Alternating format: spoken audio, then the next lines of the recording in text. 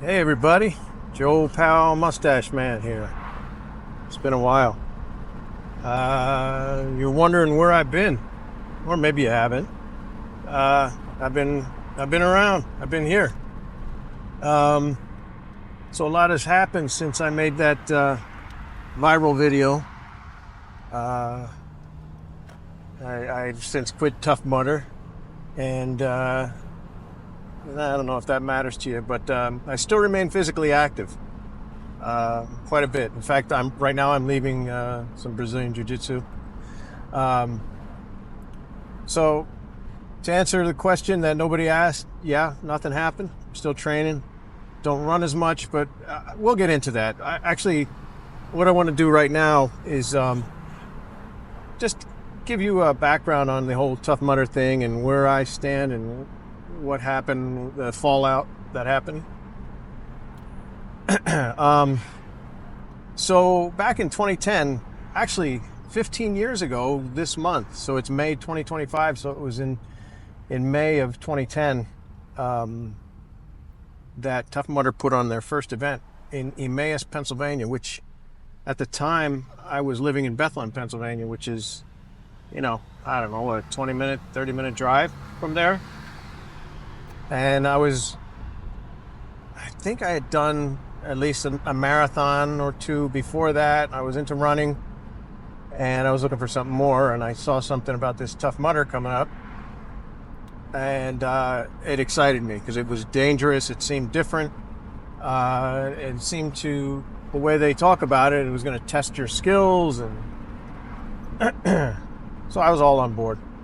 So a friend of mine named Ramon and I went to Bear Creek. No, not Bear Creek. Yeah, no, Bear. I don't know, something Bear in Emmaus, and it was a ski slope. It was once called Doe Mountain when I was a kid, but now it's something Bear Valley or something. Anyway, we did Tough Mudder, the very first one, and it was lame, but it was cool because it was different. You're running up and down ski slopes, which was probably the hardest part. The obstacles. They literally had an obstacle that was just a tube. It was just laying there, and it was, I don't know, 3 feet diameter, and that's it. Just crawl through it. And they had some crazy name like, Highway to Hell or whatever. It was really stupid, but it was enough to get us hooked. Because I think they gave out a free beer at the end, and then you get the orange headband. So I had a great time, and then I think after that they had one in Jersey. It may have been Raceway Park, may not have been. I can't remember. Either way, I think I did a second one, and that's what prompted me to make the video. I had never made a YouTube video before. And you couldn't just shoot with your phone. Well, maybe you could. I didn't have a phone back then. I had a flip phone, like most people. So the way I had to record the phone, I had some weird handheld video recorder, and we filmed it with I had my kids hold the camera for much of that video. That video that if you don't know what I'm talking about, you look up Tough Mudder training mustache or something, and you'll find it. It's got like 2.5 million views, I think. So anyway, I made the video, and it was a lot. It's not what I do in one day, but it was how I train, because I'm a big martial art guy, and I was training with a guy, Obi Roundtree, at the time, and he had some very unorthodox type training. And so I just filmed that, and and then I edited it together because my profession, I'm an animation director, so I'm fairly adept at editing, so knowing when to cut, when to go to another scene, and how to keep it snappy. That's the reason I think why that video did so well at the time, is that it was told a good story, and it I don't know, looking at it now, I kind of cringe because there's stuff I'd even edit even further with it, but it did the job back then. Anyway, so video was made, and then Tough Mudder found. I think I sent it to Tough Mudder saying, "Hey guys, I just thought it would be an internal thing, like share it with your coworkers, Tough Mudder." And then I posted on YouTube. Never posted before on YouTube, and Tough Mudder dug it. They put it on their website. I don't know if it was the main page, but then the views just started racking up. 10,000 views every 2 hours or so. I can't remember. It was a pretty exciting time. I was like, wow, people are really digging this, and the comments were all really nice. I didn't know what to think, because like I said, it wasn't something I expected the world to see. It was really just for the people that work at Tough Mudder and the people that have done Tough Mudders. So it went viral, and then I got in like a relationship with Tough Mudder. TMHQ asked me to come out to see their studio, their offices in Dumbo, which is down under the Manhattan Bridge. It's in Brooklyn, and they had those really nice offices. Went there, and I can't remember what happened. I know I think I talked to Will Dean at the time. And then whenever there was any odd marketing they wanted, Tough Mudder would hook me up. And then, like for Sharkies was these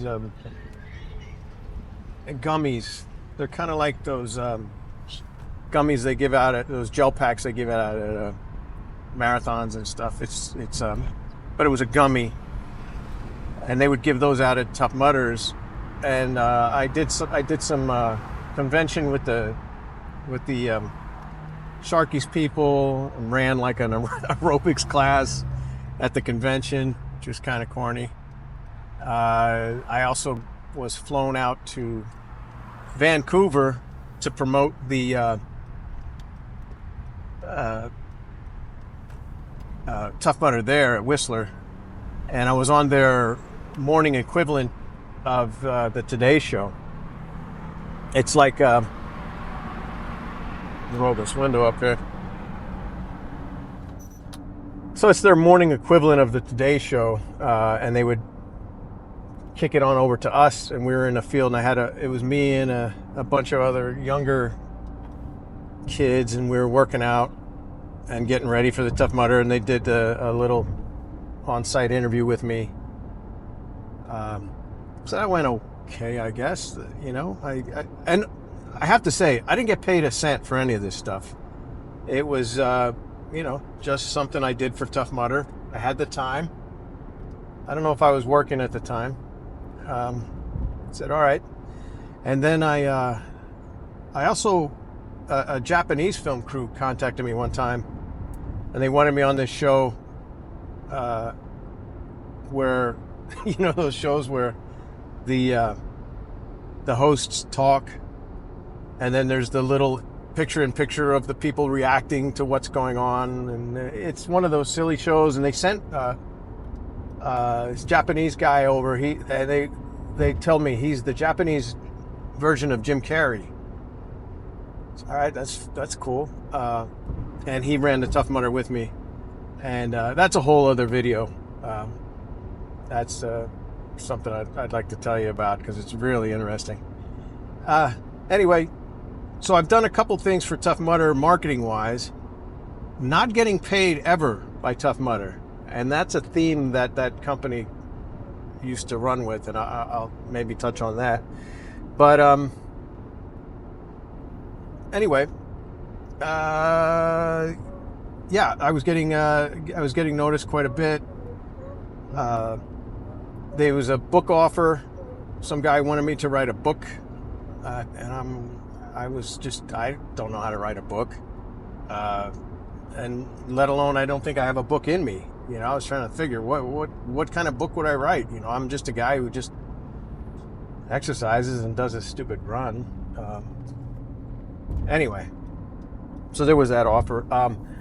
But the good thing is, what really came out of it, which I treasure the most, and I treasure right now, even to this day, is that I met a lot of great people through that, and people would recognize me, which I'm not the guy that needs to be. I don't have an ego where I need people to acknowledge me and look at me and say you're great.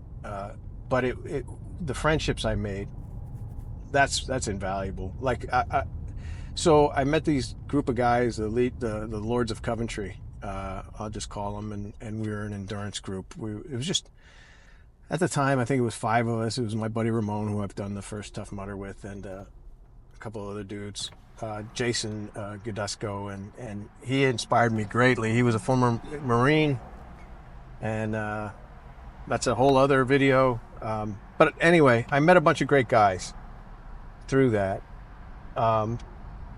And I was still continuing to do the promotions for Tough Mudder when they'd ask me. And at one point, I was asked to come up to the Maxim offices in New York and do a promo there. I didn't know what I was going to do, but I think I was going to put the editors and stuff through a workout. I could do that. So I went up, and Will Dean was there. This was in Manhattan. And that's when I had my first real sit down with Will Dean, just shooting the shit. He was a cool guy. I was like, all right, he's asking. I think he might have been asking me about my family, and he seemed genuine. He seemed like an all right guy. That's the thing. That's the problem with Tough Mudder, is that I felt like they were friends as opposed to a business. And I'll touch on that later as well. But so I came away from that. I did my little promo thing. If you look up Tough Mudder Mustache Maxim magazine, you can find that video. It's pretty funny. Funny dudes. I had a great time at that shoot. And then I remember talking to Jason, the Lords of Coventry guy, and afterwards, and I said, yeah, Will Dean, he's a good dude. And he goes, yeah, every corporate guy like that is like that. I'm like, no, man, he's different. And he goes, no, that's the way because it's not my world. I don't work in corporate America, don't know anything about it, but Jason did, and he knows. And I refused to believe it. And then I found out. So the inner workings of Tough Mudder were weird. Like, back in the early days, it was co-owned by this guy named Guy. I forget his last name, Guy, and Will Dean. And Guy, when Tough Mudder started gaining traction, Guy just said, buy me out. And apparently he got a lot of money. And rumor is that he bought a place on an island in the Caribbean or something like that. I don't know if that's true, but I don't know if it matters. But I did meet Guy too at one point. Nice guy. Guy. So, and then there were also other rumblings, like there was a turnover about like the people that I would contact at Tough Mudder headquarters. They were no longer working there, and I was like, why would you quit there? This is like the greatest place to work, I thought, some weird red flags, but nothing serious. So anyways, and then they had these things called, Tough Mudder ran these things called innovation labs, I believe they were called, where they would come up with these new obstacles and test them out. And they'd invite a few select mudders to try them out and then write a review of what. And I wasn't, they had one and I wasn't invited. And I was like, well, that's kind of odd. I was their right-hand man for a little bit. You'd think they'd invite me, but they didn't. I said, all right, well. And if Tough Mudder circles, that Jim Campbell said, I can get you invited. I go, I don't want that. They didn't invite me. They don't want me there. Anyway, he got me invited, and I said, all right, I'll go. And I went, and then that was just weird. Because it's like, going to a party where you're not invited. I think it's fun. I like trying the new obstacles and giving my 2 cents on them, but whatever. Um, but anyways, not long after that, I had moved to California. I previously lived in eastern Pennsylvania, and then my job, I'm an animation director by trade. Job in New York dried up. There wasn't much work, so I had to move back to California. That's where I'm at now, in Los Angeles. So I did another Tough Mudder out here in Temecula. And then the coach shows up, which I didn't even hear about it because I wasn't following Tough Mudder much anymore. I was kind of getting over it and moving on to other things. And they got this guy with looked a lot like me, but he had the longer mustache, whereas the wimpy mustache, if you're gonna grow a mustache. Don't try and whatever. That wasn't my main problem with the coach. It was that they basically stole my gimmick, but not so much, because just watch the coach and then you can watch my videos. And the coach is, he's more of he dances he dances more than I did. Let's just say that he shakes his hips more than I used to. And that's cool, I guess, if that's what they wanted. But I was slightly annoyed. I said, oh, okay. But I understood. I'm like, I'm not around. They can't call me to do their promo. And I wasn't getting paid anyway. So, big deal. So I figured, go have fun, coach. Do your thing, do your dance. And then one of the producers of Teen Titans, he's fairly famous now. He's went on to produce the Mario Brothers movies. Is a good dude, but he saw me in the break room. He goes, "Hey man, I saw this coach. They're stealing." He goes, "You got to send Tough Mudder your cease and desist." I go, "Really? You think I should?" He goes, "I would." He goes, "Come on, man. They're making money off of your gimmick." I don't know, man. I being litigious, that is just not me. I guess I'm a little more old school like that. Didn't feel right, but I did. I said, all right, I'll send Will Dean a letter. I'll send him an email. So I typed up an email and I sent it to Will Dean, and I CC'd everyone else who I thought was still there, which I think 90% of the emails bounced back. No longer valid email. But I told Will, I said, listen, this is obviously you're stealing my gimmick kind of thing. And I said, it's not. I said, just imagine, I tried to make an analogy of if you have a rich uncle and then he comes over your house for Thanksgiving and then steals your silverware. Like, I don't get it. All I've done was give to you guys, and then it just didn't make sense. You have all the cards. And his reaction to that was exactly what a corporate guy would do. Andy, give me a call. Basically not putting anything in writing so he can get screwed. And I didn't call him, and that's where it ended. And then ultimately you find out the story continues with Will Dean being a slime ball and selling Tough Mudder and cashing in, and who knows what he's doing now. But hey, God bless him. That's what's that's partially what's a lot that's wrong with this country. But hey, rich guys always win. Good for him. So that's pretty much where it ended. I told some people, I said, I'll never do another Tough Mudder if Will Dean's in charge. And he's no longer in charge, but I don't know. I'm not, I've moved on, man. It's, I'll never stop training. You know, it's something I've done since my teens.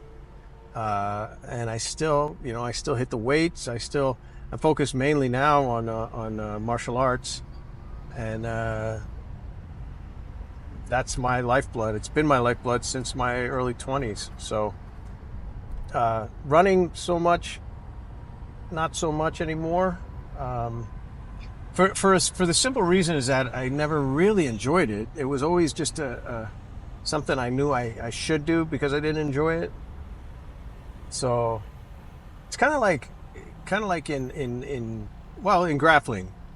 I don't like playing the guard on my back. You know what that is. But I should do it because I have to get good at it. So it's like, all right, I don't want to run, but I should run because it's going to help my cardio. It's going to do this. So yeah, so that's where it stands with my training. And what I want to do here now is, with this channel is, look, I'm 59. I just turned 59. And like I think I might have done with this first video I made when I was 45, is that kind of put out the word that it's not over. Like you don't have to go, oh man, I'm too old to do this, I'm too old to do that, I can't run, I can't lift weights or do martial arts or you know, be physically active, you know. And trust me, those thoughts will creep into your brain the older you get. Like when I was 45, I was fighting it. You got to hear how I'm fighting it when I'm 59. It's but I'm winning. So and I want you all to hopefully experience it, because you're going to get here one day. That's the thing. Like, if you go, oh, shit, man, I'm 20 years old. What am I listening to this old guy talk about this stuff for? Because if you're lucky, you're going to get here. And then you're going to be, hopefully, by watching some videos maybe that I put out, maybe you're going to go, oh, okay, he set me up. This is what that old guy was talking about back then. I don't know. That's my thoughts. And if you made it this far, thank you for watching. I appreciate it.